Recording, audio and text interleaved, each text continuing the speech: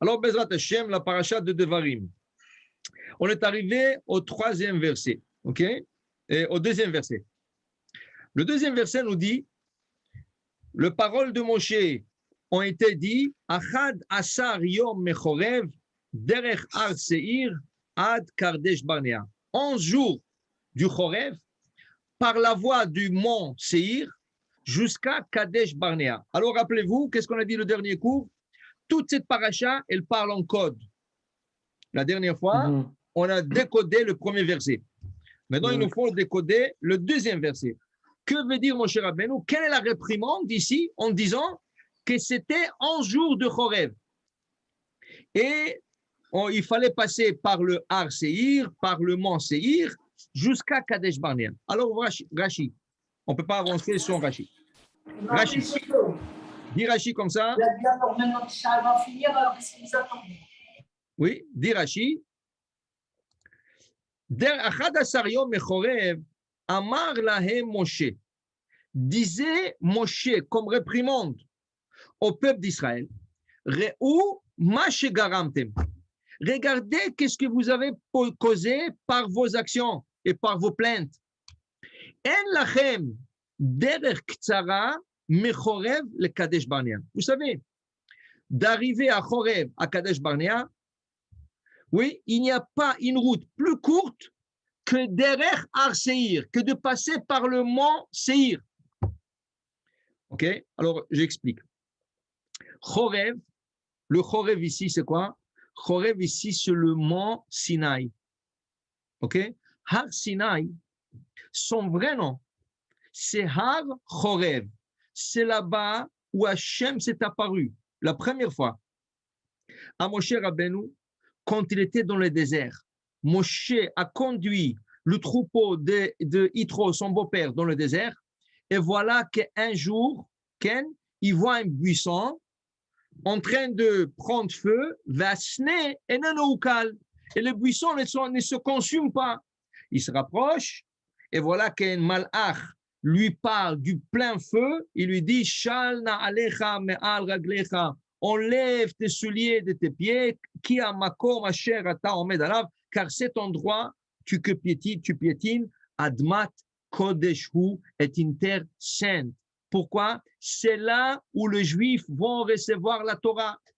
C'est là où le malach d'Hachem, il s'apparaît à Moshe, et là, la Shekhinah, il se concentre dans ce buisson. Tout de suite, Moshe, qu'il a compris la sainteté de cet endroit, la Torah dit, Vayaster Moshe panav. Il a caché son visage. Okay? La Gemara nous dit qu'une fois, il y avait une matronita. Matronita, c'était une duchesse. Okay? Et cette matronita, elle a dit à comment on appelle, à Moshe Rabbeinu, dites-moi, apparemment, notre Dieu, il est Has Veshalom, plus grand que la vôtre. Ah oui? Pourquoi? Il dit, Rabbi Meir, pourquoi tu dis ça? Il dit parce que regardez, quand Moshe était sur le Chorev, le mont Chorev, qu'est-ce qu'il voit? Un malach. Qu'est-ce qu'il fait, Moshe? Il cache son visage. Vayaster Moshe panav. Mais il reste sur place. Qu'est-ce qui est arrivé là-bas? Qu'est-ce qui est arrivé au juste là-bas?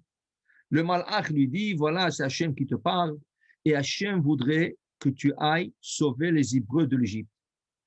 Okay? Alors il dit, pourquoi ils méritent d'être sauvés?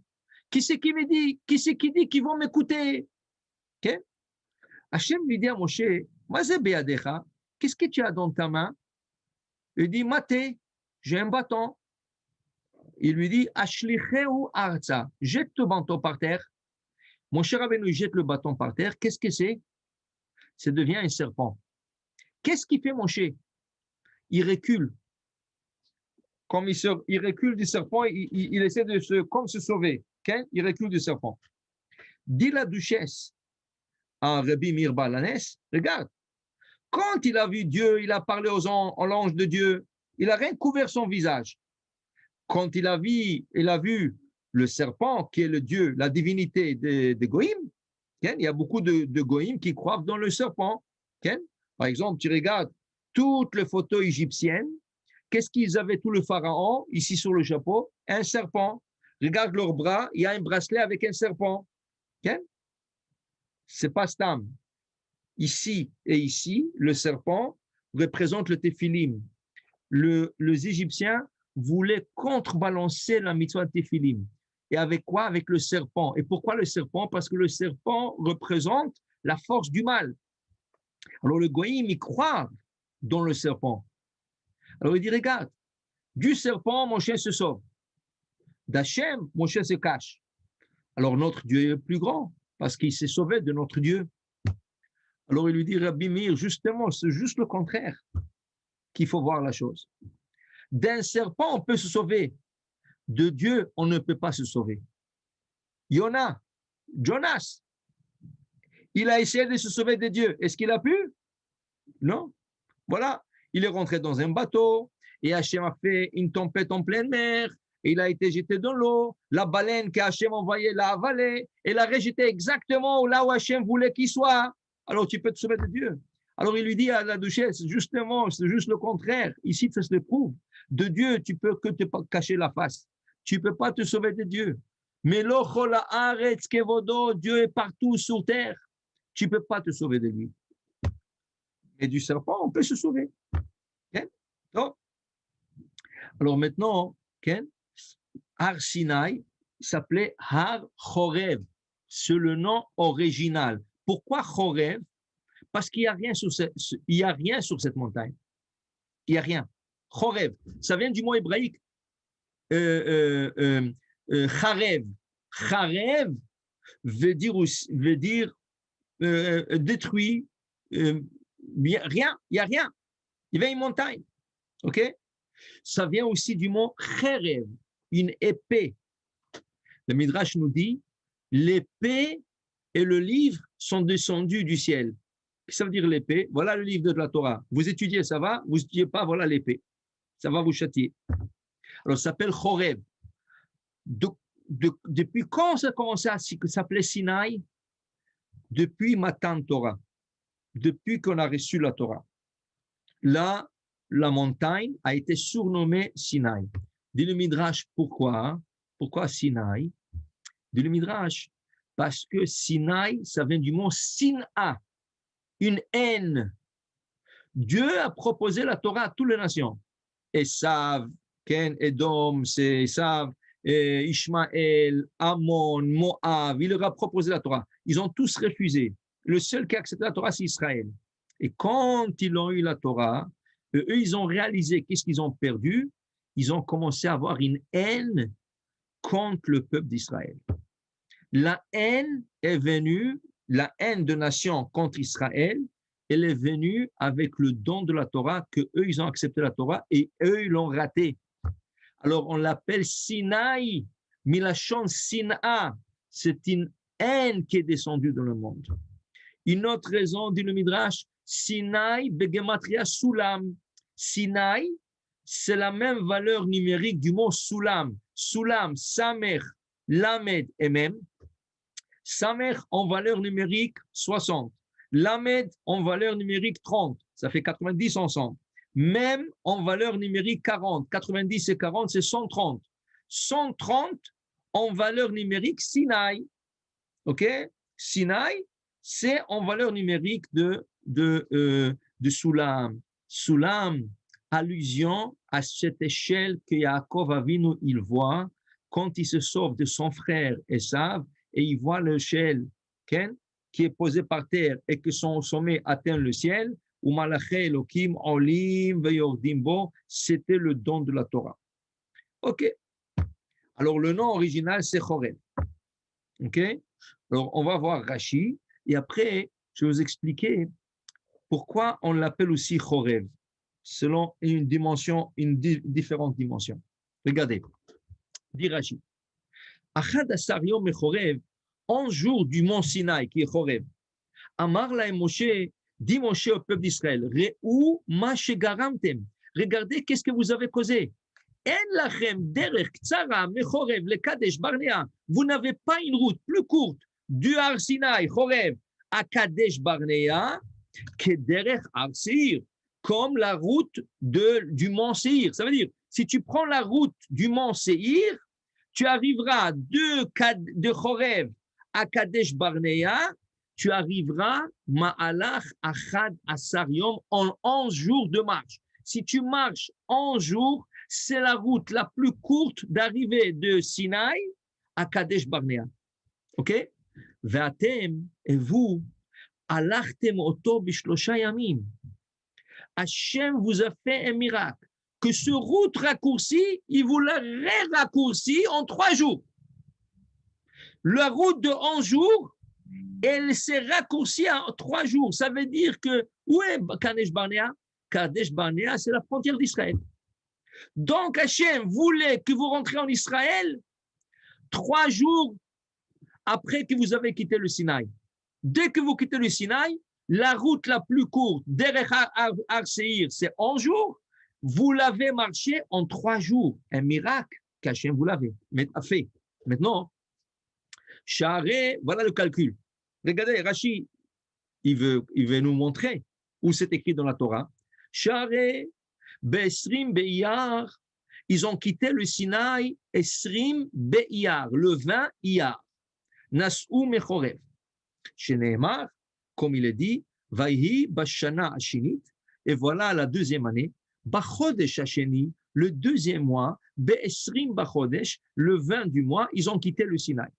Rappelez-vous, on a étudié ça, ça fait peut-être 2-3 mois. Rappelez-vous que quand on a reçu la Torah sur le Sinaï, on est resté au Sinaï 1 an, moins 10 jours. 1 an, moins 10 jours.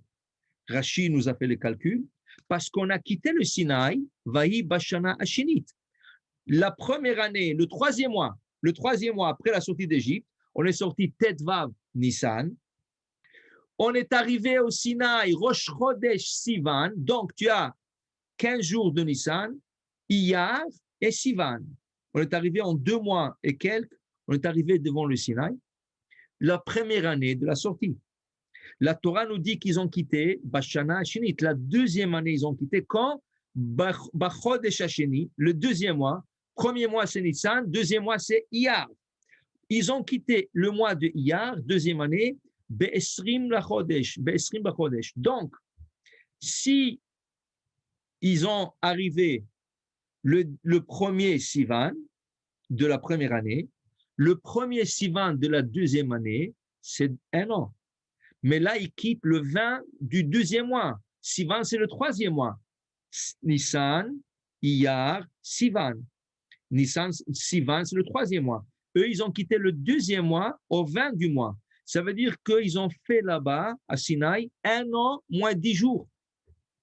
1 an moins 10 jours. Ils ont quitté le 20 au lieu de quitter le premier Sivan. Et là, quand ils ont quitté, Hachem voulait le ramener en Israël tout de suite. Okay? Alors voilà, ils ont pris la route de Har Seir. Cette route, elle est normalement 11 jours de marche et ils l'ont marché en 3 jours.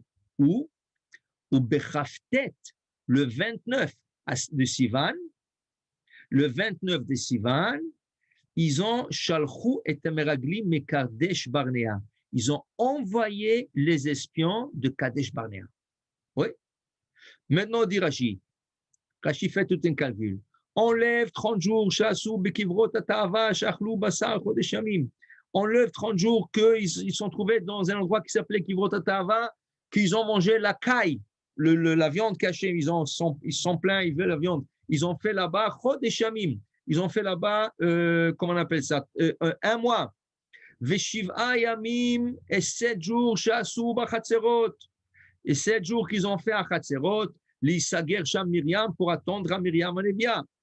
Nimtza, alors selon ce compte, ils ont marché 3 Shlosha Yamim, ils ont marché 3 jours, Al-Chou Kol Oto Aderech, Vekol Kach Lama, Vekol Kach, et tout ça pourquoi? Aïta Shrina Mitlabetet Bishvilachem. La présence divine, elle voulait vous précipiter, vous, les Maher Biatrem la Aretz, pour que vous arriviez sur la terre promise le plus vite possible, ou bishvil shekilkaltem, et maintenant que vous avez fauté, Et Sev etrem sevot ar Seir arbaim shana.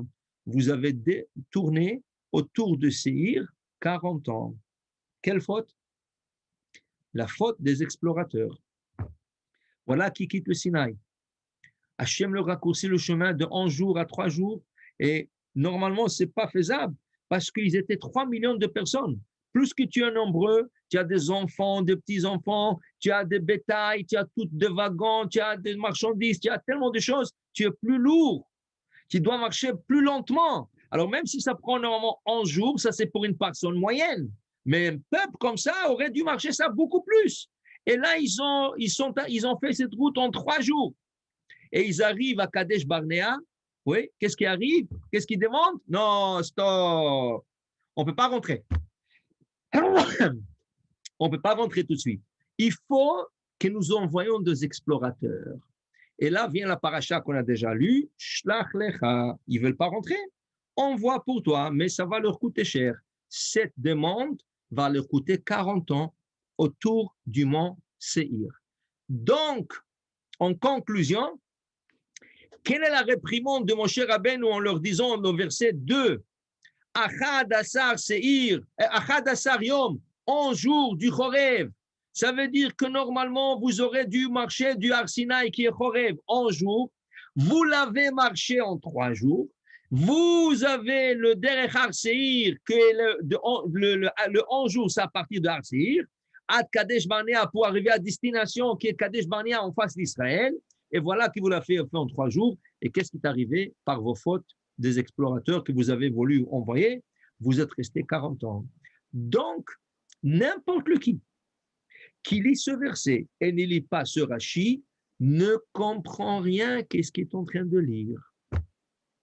Alors, pour signaler à plusieurs fois l'importance d'étudier le Rashi. Vous avez Rashi en français. Il y a un livre de ArtScroll en français et ArtScroll en anglais. Okay? Je ne sais pas en espagnol si ça existe, mais vous avez des livres en hébreu, c'est sûr que vous l'avez. Okay? Vous lisez Rashi, vous comprenez la Torah. Sans Rashi, vous ne comprenez rien. Voilà. Quelqu'un qui a lu ça. Achad Asar Yom Chorev. Qu'est-ce que c'est Chorev? Qu'est-ce que c'est 11 jours? Qu'est-ce que c'est Derech Har Seir, par la voie de Seir? Qu'est-ce que c'est Kadosh? Tu comprends rien. Et c'est une réprimande. Alors, il faut bien comprendre qu'est-ce qu'il est en train de dire, Moshe. Voilà un Rashi. 1, 2, 3, 4, 5, 6, 7, 8, 9. En 9 lignes, il nous a résumé tout ce verset. Il nous a clarifié. Et on peut continuer à étudier. OK? C'est ça que je veux. Je veux que Bezrat Hashem, chacun se force. Le Shabbat, quand il a un petit moment en semaine, prenez le Chumash avec Rashi. Rashi va vous rendre les choses tellement claires, ça va être une douceur. Vous allez comprendre la Torah, au moins le Pshat, sur une autre dimension, quelque chose qui est incompréhensible. Même si vous parlez l'hébreu parfait, même si vous êtes israélien et tu lis ce verset, tu ne comprends rien. Tu ne comprends rien. Qu'est-ce que c'est Achad Asar Yom Chorev? 11 jours de Chorev, de quoi il parle? De quoi il fait référence? Je ne comprends rien. Sans Rashi, tu ne l'aurais pas compris. Obligatoire. Si tu veux comprendre quelque chose, tu prends un Rashi. Regardez, on est rien qu'au verset 2. Oh, la paracha, oh, tout ce Rashi, on va essayer de lire. Mais pour vous dire, okay? Excusez-moi. Une explication, oui. Moi, des fois, souvent, je lis le Rashi, mais même le Rashi, je ne le comprends pas. Oh, tu changes de livre. Non, à la synagogue, vous savez, on a le livre en français. Oui, on a il y a les Rashis, mais les Rashis très concentrés. Oui. Et je le lis, mais c'est pas clair. Lisez le Rashi en français, vous allez voir, c'est pas si clair que ça. La rédaction. C'est ça, c'est la rédaction. Mais c'est pas si, avec vous, quand vous nous l'expliquez, on le comprend plus profondément. Mais là, quand on le lit, c'est pas aussi, comme vous dites, aussi transparent. Ok, Chazak. Alors, continue à lire avec moi, ça va t'aider. Pour passer de 11 jours à 3 jours, on comprend que c'est la présence divine, n'est-ce pas? C'est ça, on appelle ça en hébreu Kfitzat Aderer. Le chemin, le saut du chemin. le tzadikim, le grand tzadikim, Hachem leur fait sauter le chemin. Qu'est-ce que c'est sauter le chemin? Raccourcir le chemin. On appelle ça kfitzat haderech. Le tzadikim, regardez toutes les histoires du Baal Shem Tov. Comment il allait d'un endroit à l'autre en rien du tout. Okay? Ça s'appelle le kfitzat haderech. Tu sautes, le chemin il saute pour toi, tu arrives à destination et tu ne comprends pas pourquoi. Et comment tu as fait ça? C'est pour ça qu'on dit que quand on prend la route, tu vas à New York, Montréal, New York, Montréal, Toronto, je ne sais pas, New Jersey, tu vas à Miami, n'importe quoi. Tu vas à Israël, tu vas à Jérusalem, Tzfat. Ok, c'est loin, c'est tout à fait au nord. Il y a une prière qu'on dit, Hachem, raccourcis-moi le chemin comme tu as raccourci le chemin à Eliezer, serviteur d'Abraham. Rappelez-vous, on a étudié ce Rashi. Quand Abraham, il prend Eliezer, et il lui dit, Eliezer, tu dois chercher une femme pour Yitzhak. Je te fais jurer au nom de Dieu que tu vas me trouver une fille de ma famille, okay? Et tu vas emmener ça à Yitzhak. Yitzhak ne peut pas sortir d'Israël, il doit rester en Israël. Eliezer va.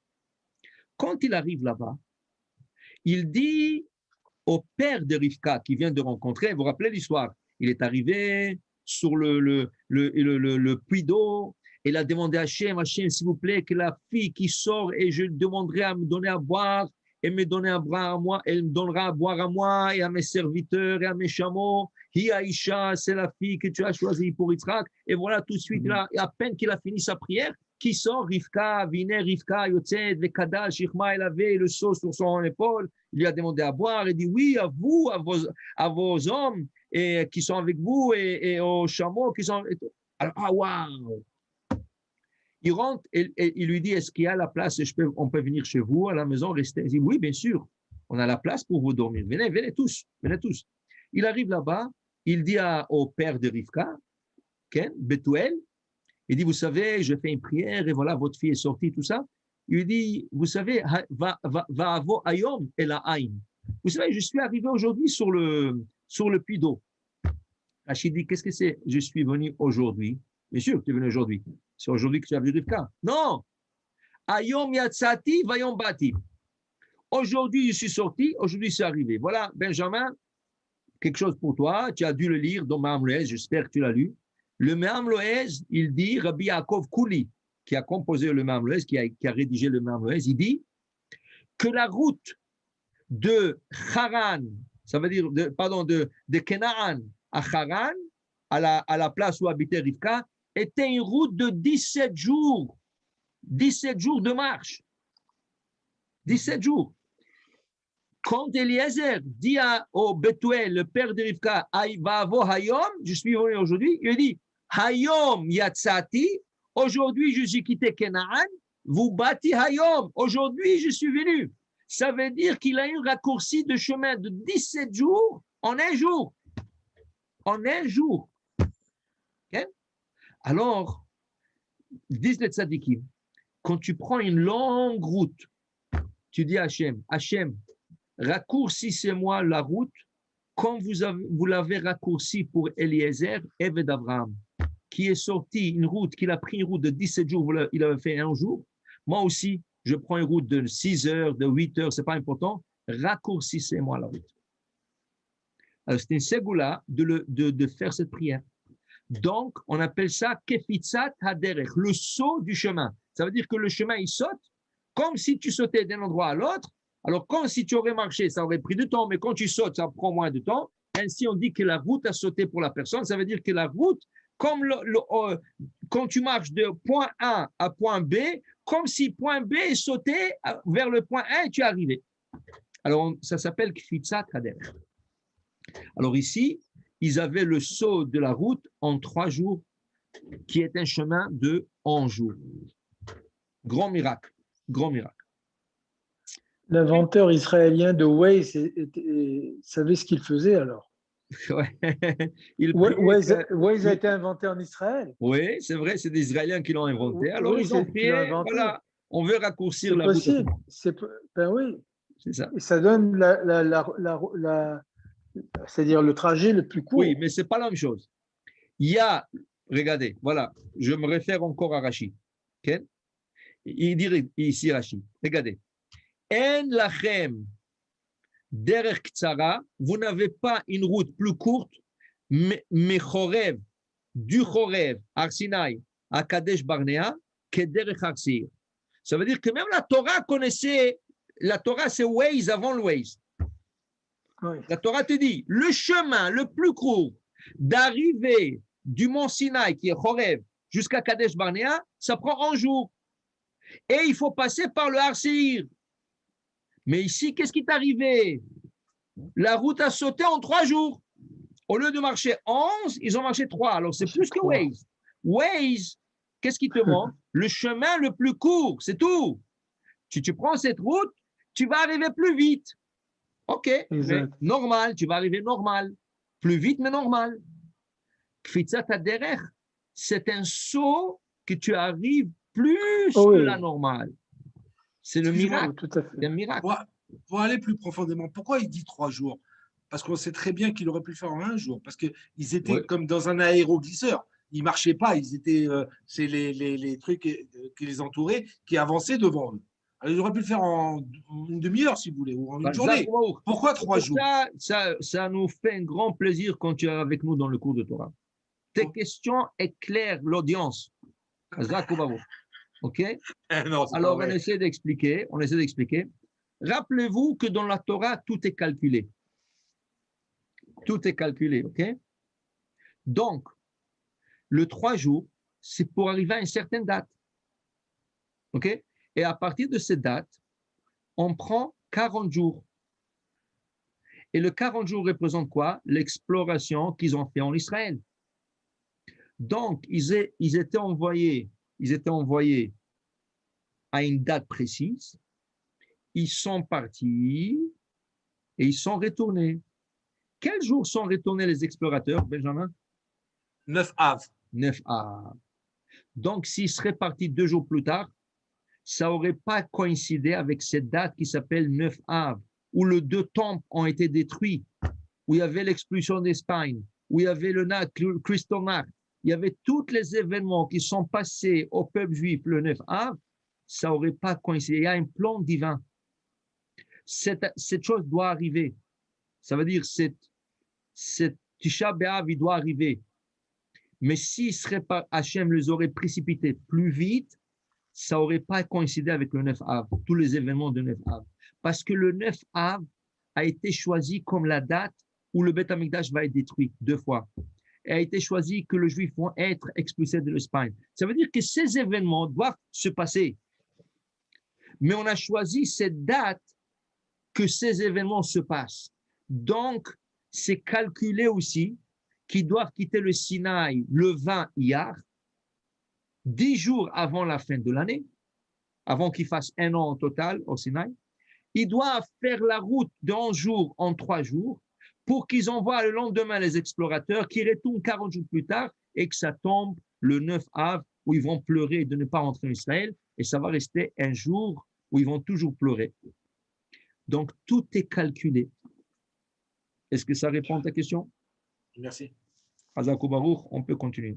Ouais. Alors, Chorev aussi, Chorev, je vous ai dit que Chorev, le mont, cette montagne qui s'appelle Chorev, qui est à Sinaï, qui s'appelait Chorev à l'original, ça vient du mot Charev. Charev, ça veut dire déserté. Il est déserté. Il n'y a rien qui pousse, il y avait un buisson qui est en train de brûler là-bas. Okay? Ceci représente la Torah. Cette montagne a été choisie pour, ça veut dire pour recevoir la Torah. Pourquoi? Vous vous rappelez, on doit reculer maintenant à Bereshit. On doit reculer à Bereshit maintenant. Vous vous rappelez que quand Hachem, il a pris Adam et Ève, de là où ils sont nés, de là où ils ont été créés, il leur a emmenés dans le jardin d'Éden. Ils n'ont pas été créés dans le jardin d'Éden. Ils ont été créés en dehors du jardin d'Éden. Mais Hachem le prend Adam et Ève, Vayave Hachem Elohim et Adam, Vayanicheu began Eden. Il lui a posé Gan Eden. Il dit voilà, tu vois ce jardin magnifique, il regarde tous les arbres qu'il y a ici, chaque fois que tu manges un fruit, il y a une mitzvah, tu es en train de faire une mitzvah, de manger des fruits de ce jardin. Ok, c'est magnifique, tout ça c'est très beau. Très bon. OK. Maintenant quoi? Maintenant, Hachem, okay? Hachem qui a pris Adam et Ève, il leur dit, écoutez, vous allez manger de tous les fruits qu'il y a ici, sauf un arbre. Il y a un arbre intouchable. Quel est cet arbre? Il s'appelle Etz Hadaat, l'arbre de la sagesse. Tov Vara, qui distingue entre le bien et le mal. Vous connaissez que le bien, restez comme ça. Restez comme ça. Ne connaissez pas le mal. C'est pas bon de connaître le mal. Restez comme ça. Top. Maintenant, on sait, le serpent est venu, il a séduit Chava, il a poussé, il a... Une seconde. Qu'est-ce qui se passe après la faute? Après la faute, Hachem veut expulser Adam et Ève du jardin d'Éden. Pourquoi? La Torah dit pourquoi. Parce qu'à côté de l'arbre de la sagesse, il y avait un autre arbre. Quel était cet arbre? L'arbre de la vie. Qu'est-ce que c'est l'arbre de la vie? Explique le commentateur. Le feuille de cet arbre, quand tu le mangeais, tu rajeunis. Qui veut dire, Adam et Ève étaient supposés de vivre éternellement. Eux et leurs enfants, leurs petits-enfants. Hein? Comment tu vis éternel? Un corps, c'est matériel. Un corps vieilli. Comment tu vis éternellement? C'est quoi le... Il y avait là-bas un arbre qui s'appelait Etz Achaim, l'arbre de la vie. Tu manges le feuille de cet arbre, ton corps rajeunit. Ton corps rajeunit, tu as encore 100 ans à partir. Paf! Arrive 200 ans, à la fin de 100 ans, tu vas à l'arbre, tu prends une feuille, tu la manges, paf! Encore 100 ans. Quand Adam et Ève faute, Hachem donne ordre aux anges, expulsez les deux, afin qu'ils ne touchent pas à Etz Hachaim. OK. Question pour vous. Surtout pour Benjamin. Je ne sais pas si Benjamin a posé cette question. Dites-moi. L'Etz Hachaim était là-bas. Pourquoi quand Hachem a averti Adam de ne pas manger de l'arbre de la sagesse, il ne lui a pas averti de même temps de ne pas manger de l'arbre de la vie? Parce que si Adam voulait, il savait qu'en mangeant de l'arbre de la sagesse, et Hachem lui dit, Beyom acholcha mimenu, le jour que tu mangeras de cet arbre, moi tamout, tu es obligé de mourir. Donc si tu es chacham un peu, qu'est-ce que tu fais? Wow. Elle me donne de cet arbre à manger, et me donne ces raisins ou dans ce vin, je ne sais pas, que de l'arbre de la sagesse. Attends, Chava. Laisse-moi aller prendre une feuille là-bas. D'abord, je mange là-bas la feuille. Comme ça, je peux vivre longtemps. Je vais prendre quelques feuilles de ma poche. Je vais monter dans ma poche quelques feuilles. Et après, je peux manger de l'arbre de la sagesse que tu me donnes. Okay? Pourquoi Adam ne l'a pas fait? Il était chacham, très chacham. C'était la création d'Hachem. Il n'y avait pas un chokhma comme lui. Même le Rachid là-bas explique, quand Hachem a créé les animaux le 5e, le 6e jour, et il a demandé aux anges de nommer les animaux, ils n'étaient pas capables. Ils n'étaient pas capables de dire une girafe, un lion, un aigle, ils n'étaient pas capables. Qui c'est qui a nommé tous les animaux et leur nom est valable jusqu'à aujourd'hui? Adam. Il était chacham plus que les anges. Alors si tu es tellement chacham et tu sais quand tu vas manger, oui, Chava te force, Chava te dit, oui, non, moi je goûte, il faut que tu meurs avec moi. Hein? OK. OK. Laisse-moi aller faire un petit tour ici. Je prends une feuille, je mange, je mets quelques feuilles dans la poche. Après, je peux manger de l'arbre de la sagesse. Maintenant qu'il a fauté, qu'est-ce qu'il a dit? Non, maintenant il va courir à l'autre arbre, il va manger, il ne pourra pas mourir. Alors expulse-le, lui et sa femme. Pourquoi il n'a pas mangé avant? Parce qu'il a créé l'ange de la mort le jour qu'il a mangé de l'arbre. Comment? Il a créé l'ange de la mort a été créé. Il a été créé quand il a mangé de l'arbre. Ah oui, d'où tu as vu ça? Mais Amloès, c'est là qu'il a été créé. Ah, OK. Alors, il ne pouvait pas avoir en même temps le truc de la vie. Parce que le Yetzirah et l'ange de la mort a été créé quand il a. Mais Dieu lui a dit, le jour que tu mangeras, tu mourras. Oui, mais l'ange de la mort n'était pas créé. OK, mais il sait que quand il va manger, l'ange de la mort va être créé, d'accord? C'est ça. Pas tout le monde qui sont d'accord. Il ne sait pas, je ne sais pas. Oui, c'est sûr. Il doit prendre les précautions. Et en plus de ça, ce n'est pas tout le monde qui sont d'accord avec toi. Ils disent que le serpent était l'ange de la mort. l'ange de la mort qui a 3 chapeaux, il a 3 chapeaux. La Gemara dit, à la page 15, ou à Satan, c'est le Satan, okay? C'est le, ou Yetzerara, c'est le Yetzerara qui te pousse vers le péché, ou à Satan, c'est le Satan. Une fois qu'il t'a poussé faire le péché, comme Yetzerara, il porte un autre chapeau qui s'appelle le Satan. Une fois qu'il t'accuse au ciel, il porte un 3e chapeau qui s'appelle l'ange de la mort. Donc, on dit que le serpent, ce n'était pas le serpent lui-même, c'est le Satan qui l'a surmonté le serpent et qui lui poussait pour pousser Chava. Donc, selon cette opinion, le Satan a déjà existé. Mais peu importe, normalement, il aurait dû manger de l'arbre de la vie. Alors, la réponse qui a été donnée par le kabbaliste, l'arbre de la vie était un arbre qui n'était pas beau par son apparence extérieure. Chava, pourquoi il a été tenté par l'arbre de la sagesse? Pourquoi? Nechmad la enaim, il était beau à voir. Waouh! Quand tu regardais l'arbre de la sagesse, tu disais waouh, quelle beauté d'arbre. Quand tu regardais l'arbre de la vie, un tronc avec des branches. Rien de spécial. Rien de spécial. Donc, Adam et Ève n'étaient pas tentés de prendre de ce feuille ni de cet arbre. Ils ne tentaient pas. Ce n'était pas quelque chose d'attirant. Okay? Et là, quand ils ont mangé, maintenant on va aller chercher, hop, out, sortez. Comment s'appelle la Torah, Rabotai? Comment s'appelle la Torah? Etz Chaim hi la mahazikim ba. La Torah s'appelle l'arbre de la vie. Comment s'appelle le bâton sur lequel roulait le parchemin de Sefer Torah? Etz Chaim. Le 2 bâtons s'appelle Etz Chaim. Quand vous allez acheter 2 bâtons comme ça, vous demandez au sofer ou au magasin, donnez-moi 2 Etz Chaim. La Torah, et en quoi ils sont faits normalement? Ils sont faits de bois. Etz Chaim, la Torah, c'est arbre de vie. Ce qui veut dire quoi? Quelqu'un qui regarde la Torah, ça ne tente pas comme un match de hockey. Maintenant, il y a des fous qui sont 20 000, 30 000, 100 000 fous qui sont en train de regarder une petite pack qui go à gauche, à droite, donc waouh. Tu leur dis, viens un cours de Torah. Non, qu'est-ce que je vais écouter maintenant les rabbins aussi, maintenant ils disent que c'est pas intéressant. Ah, mais quand tu as un problème, quand Adam avait un problème, que maintenant il va être expulsé de Gan Eden, quand tu as un problème, non, donnez-moi la Torah, je veux qu'un rabbin prie pour moi, je veux quelqu'un qui fait le tilim pour moi. Là, ça devient intéressant. La Torah, c'est pas quelque chose qui attire. Ça veut dire que si tu t'approches pas vers la Torah, tu regardes la Torah, un livre comme ça, tu lis. Echad yom echoreb. Qu'est-ce que c'est ces histoires-là? Je comprends rien, mais ça n'est pas intéressant. Mais qu'est-ce que la Torah?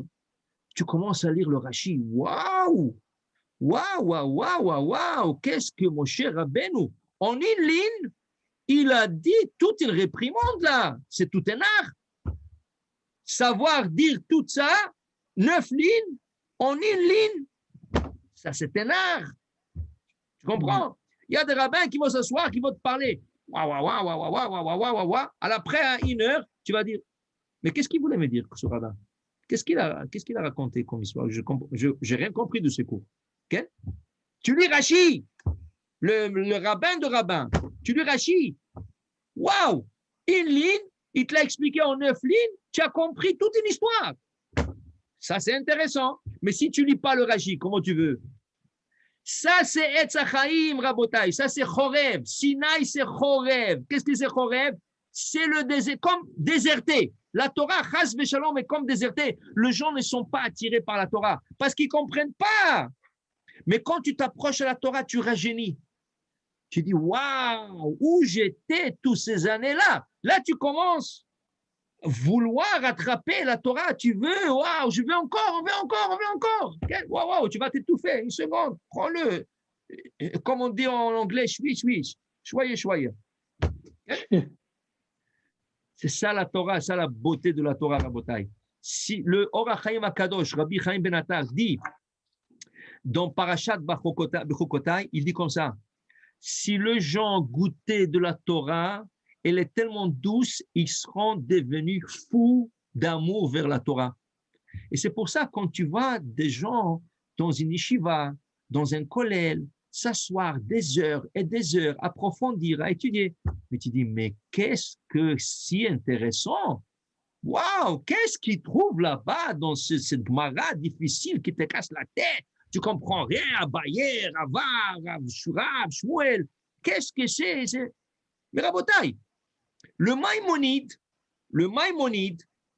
il dit dans son livre Melachim, il a le Yad HaChazaka, la section qui parle de roi d'Israël, les lois des rois d'Israël. À la fin de cette section, il dit, quand Mashiach il va venir, on dit, we want Mashiach now. Ok, Mashiach, ok, viens. Mais qu'est-ce que tu veux faire au temps de Mashiach? Tu vas sortir au centre d'achat, tu vas aller prendre des cafés. Qu'est-ce que tu veux faire au temps de Mashiach? Dit le Maïmonide. Tout le monde va s'asseoir et étudier comme à l'époque du roi Salomon. Le roi Salomon, il avait une époque 52 ans extraordinaire. Pourquoi? Parce que c'était une époque, il y avait une richesse mondiale. Israël était tellement riche. La Gemara dans Sanhedrin nous explique que le roi Salomon fabriquait les trottoirs sur lesquels marchaient les gens en or. Imaginez-vous un trottoir en or. Personne pensait casser un morceau, de l'emmener avec lui, de le vendre. Personne, il y avait tellement. L'or, dit la Gemara, était abondant comme le sable au bord de la mer. Il y avait tellement de l'or, tellement de l'argent, les gens n'y pensaient pas. Alors, qu'est-ce que faisait le gens à l'époque du roi Salomon? Ish tachat gafno vetachat te'enato. Le gens plantaient une vigne ou ils plantaient un figuier, et quand la vigne et le figuier poussaient, comme il n'y avait pas d'air conditionné, ils sortaient, ils se mettaient sous la vigne, avoir de l'ombre de la vigne, et ils se mettaient là-bas avec un livre et ils étudiaient. Tout le monde, sans exception, tout le monde, personne ne travaillait. Il y avait de l'or, il y avait de l'argent. Tu n'avais pas besoin de travailler. Tu avais besoin de quelque chose, tout était gratuit. Okay? Alors, dis-leur Maïmonide, qu'est-ce qu'on fera quand Mashiach viendra, Bezrat Hashem? Qu'est-ce qu'on fera? On va retourner à cette époque du roi Salomon. Ça ne va pas être une époque miraculeuse, dit le Maïmonide. Non, ce n'est pas quelque chose de... Tu vas vivre sur le Jupiter, sur l'espace, avec des satellites, que tu vas dans le film de science-fiction. Ça ne va pas être la science-fiction. On va vivre sur Terre. On va vivre avec nos femmes et avec nos enfants. On va vivre 1000 ans. Et on va s'asseoir depuis le matin au soir en train d'étudier. Dit le Maïmonide, sur les épis de blé pousseront des baguettes françaises, délicieuses et chaudes. Tu vas dans ton jardin, tu prends une baguette, tu manges, tu continues à étudier. Tu as là-bas une source d'eau, tout sera à la portée de la main. Tout sera à la portée. Tu t'assois à étudier. Mais Rabotai, dit le Maïmonide, ça va être le temps de Mashiach. On étudiera 1000 ans. Mais si tu ne t'habitues pas maintenant, quand tu vas arriver là-bas, à cette époque de Mashiach, ou quand tu arrives dans l'autre monde, qu'est-ce qu'ils font là-bas dans l'autre monde? Qu'est-ce qu'ils font là-bas?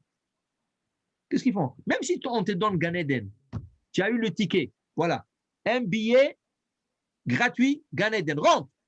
Tu rentres là-bas, tu vois les gens s'asseoir, étudier. Ouf, c'est trop difficile, je ne suis pas habitué moi, je n'ai jamais étudié autant. Et là-bas, la notion de temps n'existe pas. C'est infini. Waouh, infini, s'asseoir, étudier, Rabotai, c'est un casse-tête ça. Oui, mais c'est une bonne casse-tête. Mais quand tu apprends des choses intéressantes, waouh, mais tu n'es pas habitué. Alors, j'ai besoin d'une cigarette, j'ai besoin d'un café. Pas de cigarette ici, pas de café. Alors, qu'est-ce que tu vas faire? Qu'est-ce que tu vas faire? Dis-le à Monite, il faut qu'on s'entraîne dans ce monde pour pouvoir arriver au temps de Mashiach. Il faut qu'on ait une notion de base. OK, ce n'est pas tout le monde qui sont faits à s'asseoir à étudier toute la journée au kollel, à une yeshiva. C'est vrai, ce n'est pas tout le monde qui a cette capacité. Ce n'est pas tout le monde. C'est compréhensible. Mais tout le monde, ont l'obligation, l'ikboa etim la Torah, de se fixer un temps à l'étude de la Torah. Voilà, vous êtes dans un cours maintenant. Chaque jour, vous venez ici dans le cours, on apprend le Chumash, on apprend la Gemara, on apprend des commentaires. Si vous revenez chaque jour, vous êtes en train de faire la mitzvah, l'ikboa etim la Torah, de fixer un temps à la Torah. Mais c'est fixer le temps à la Torah. Pas un jour à 8 heures, l'autre jour à 7 heures, l'autre jour le matin, ça m'arrange pas le soir. Non, non, non, non. L'ikboa etim la Torah, ça veut dire chaque soir à la même heure, ou chaque matin à la même heure, ou chaque après-midi à la même heure. Tu vas dans ton cours de Torah, n'importe quoi qu'il y a dans le monde, toi, tu laisses tout en arrière et tu vas à ton cours de Torah. Tu as un mariage? Non, stop. À 8h, à 8h30, je dois arrêter le mariage, je dois mettre mon Zoom et je dois suivre le cours. Tu as, je ne sais pas, un bar mitzvah, tu as ton ami t'a invité, tu dis, 8h30, hop, excuse-moi, viens, tu viens avec moi au cours de Zoom, viens. Ça, c'est l'ikboa etim la Torah. Et on entraîne notre corps de s'asseoir et étudier. Alors maintenant, comme ton corps est limité dans ce monde, et tu n'arrives pas à étudier tellement de temps parce que tu n'as pas ces cellules dans le cerveau, pas grave, la Torah ne t'en veut pas à cause de ça. Non, non, non, pas du tout. OK, tu as fait ton maximum, tu as fait ton. Mais quand ma chère, il va venir, tu vas voir, parce que tu t'es entraîné, ton corps va changer des habitudes. Parce que ma chère, il va te donner une force de s'asseoir et étudier toute la journée. Avant, tu avais l'habitude d'étudier 1 heure par soir, 1 heure par jour, 2 heures par jour, 3 heures par jour. Là, tu auras la force d'étudier toute la journée. Pourquoi? Parce que tu auras le temps messianique. Mais si tu n'as aucune habitude d'étudier, et ma chère, il vient, de 0, tu veux passer à 100, impossible. Impossible. C'est pour ça, Rabotai, il faut étudier. Ça s'appelle l'entraînement. Il y a plein de gens qui font l'entraînement chaque jour au gym. Plein de gens. Ils ont 80 ans, ils vont au gym. Pourquoi au gym? Non, je dois m'entraîner. Tu veux mourir avec des muscles? Qu'est-ce que tu veux mourir? Avec des muscles? C'est ça que tu veux aller? Après 120 ans, tu auras dit, ah voilà, je m'entraîne, j'ai 90 ans. Il y a des gens, croyez-le ou pas, il y a des gens de 90 ans et même de 100 ans qui sont dans le gym chaque jour. Bon, ils se mettent en bon état de santé. Mais il y a aussi la santé de notre âme. Il faut garder l'âme en bonne santé. Et la santé de l'âme, c'est l'entraînement d'étudier la Torah. Alors, pour la bataille, il faut qu'on s'entraîne à étudier. Et voilà, Benjamin, il a une question pour tout le cas. Voilà. Il y a une chose qui est très abstraite pour moi. Oui. Quand le Mashiach va venir, on va étudier. Oui. Mais on va étudier quoi? Attendez. Laissez-moi juste me finir ma question. On va étudier quoi? Il n'y aura plus de mal. Il y aura que le bien. Il n'y aura plus de vol. Il n'y aura plus de. Toutes les marloquettes de la Torah, ils vont être expliquées. On va les savoir. Il n'y aura plus de vol, il n'y aura plus de commerce, il n'y aura plus de fraude, tout va être bien. Alors, on va étudier quoi? OK, très bonne question. C'est-à-dire que dans la Torah, tu étudies pour avoir les halachot, pour savoir si tu as fait quelque chose, de mauvais, comment tu purifies, et tout va être caché, tout va être bien, tout va être parfait. Tout va être bien. Il n'y aura plus de faute, il n'y aura plus de péché, on va tous être bien. Alors, même les corbanes, à quoi ils vont servir? On ne va même plus faire les corbanes. Est-ce que tu peux nous donner des exemples d'études? La cache-route, tout va être cachère. Il n'y aura plus de vol. OK. Il n'y aura plus de. Une seconde. Ouais. La cache-route, tout va être cachère. Mais est-ce qu'il faut. Et comment? Tout devient cachère comme ça? Non, mais tout le monde va manger cachère. Non, mais comment? Il n'y a pas le loi de ne pas mélanger le lait et la viande? Oui, c'est tout, mais d'accord, mais c'est pas. On aura besoin d'étudier la section de ne pas mélanger. Comment ne pas mélanger? Est-ce qu'on aura besoin de ça? Oui, mais. Oui, OK. Deux. La cache-route, quand tu abattes un animal, est-ce que c'est caché automatiquement? Non. Non. Alors, il faut étudier la cache-route de l'animal? Oui. D'accord. Okay. On va donner ces 2 exemples. C'est peut-être pas un mauvais. Il n'y aura plus de vol. Il n'y aura plus de vol. Est-ce que les lois. Les gens ne vont plus divorcer. Il y aura des mariages. Il y aura plein de. OK, le mariage, très bon, le mariage. Est-ce qu'il faut savoir. Oui, mais vous prenez que les choses qui sont. Non, mais prenez aussi les choses qu'on n'aura plus besoin. Comme les corbanes, on n'aura plus besoin. Pourquoi? Si je fais une faute, j'ai plus besoin. Quand j'amène un corban, c'est quand je fais une faute. Mais non, il n'y aura plus de faute. Non, pas du tout. Le sacrifice de remerciement, c'est tu as fait une faute? Il y a 2 corbanes qui vont exister. Le remerciement de Toda, remerciement, et celui quand vous voyagez. Les autres. Voyager, c'est Toda. Shlamim. Non, quand vous êtes en. Shlamim. C'est ça. C'est les 2. Les autres, vous faites plus de fautes, vous n'avez plus besoin d'amener un corban, il n'y a plus de Ok. fautes. Ok, alors ça veut dire qu'il y aura encore de la Torah et Hachem va nous donner encore plus de la Torah à étudier. Il y a tellement de choses que nous n'avons pas étudiées encore et qu'Hachem va nous donner à l'étudier. La Torah est tellement vaste. Qu'est-ce qu'ils font dans l'autre monde? Est-ce que là-bas ils mangent? Non, ils n'ont pas de loi de cache-route. Ils n'ont pas de loi de mélanger le lait et la viande. Ils n'ont pas le droit ils n'ont pas le loi de sacrifice. Qu'est-ce qu'ils étudient là-bas? Qu'est-ce qu'ils étudient là-bas? C'est une Torah à une autre dimension. La Torah, elle a beaucoup de dimensions. Nous, on étudie la dimension qu'on appelle la dimension matérielle, parce que ce monde est matériel et on doit savoir comment faire fonctionner ce matériel, de ne pas mélanger l'un avec l'autre, d'emmener ça, de respecter ce temps, de respecter ça. Mais il y a une dimension de la Torah qui est spirituelle, au-delà du matériel. Et là, c'est un plaisir autre, inimaginable. La Torah, elle ne va jamais arrêter. La Torah, c'est le blueprint. Ce monde a été créé par la Torah. Donc, c'est sûr qu'il y a beaucoup à étudier dans ce monde.